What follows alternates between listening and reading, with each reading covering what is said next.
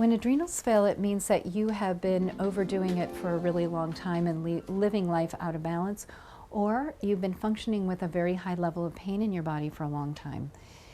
Pain will cause the sympathetic nervous system to stay on nonstop.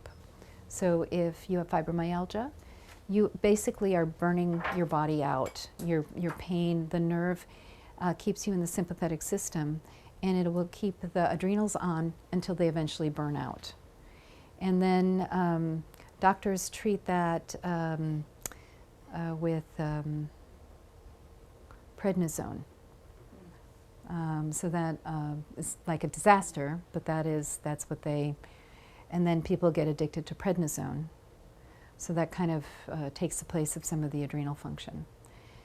So we're interested in them not getting to failure, but say that you meet somebody who you suspect is in adrenal failure. Some of the things you can do, in addition to testing are they in adrenal failure, is I remember I showed you yesterday about, if you have, well, you can't even hardly, see how that yellow spot goes away pretty fast?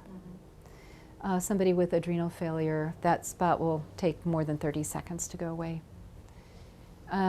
Another thing would be focusing, your eyes focusing. So anything that has to do with dilation and returning dilation, the eyes will take 30 seconds to actually focus. They'll be able to focus, but they're fuzzy. A pattern for adrenal failure or extreme fatigue is to be exhausted starting at like 1 o'clock in the afternoon and not really get your energy back until maybe 5 or 6 in the evening. Another pattern of that is to get a second wind and stay up until 11 or 12. But then when you go to sleep, you're up at 3, you're up at 4, you're up at 5, because you're awake, because your adrenals are kicking in, and so they're stimulating you awake. So these are really danger signs for adrenal failure or adrenal fatigue. It's very, very significant. It's shocking.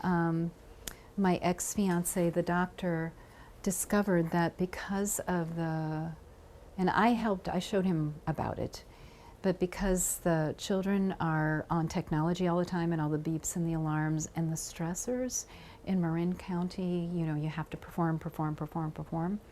We had 14, 15, 16, 17-year-olds with adrenal failure, adrenal fatigue and adrenal failure. It was like epidemic levels.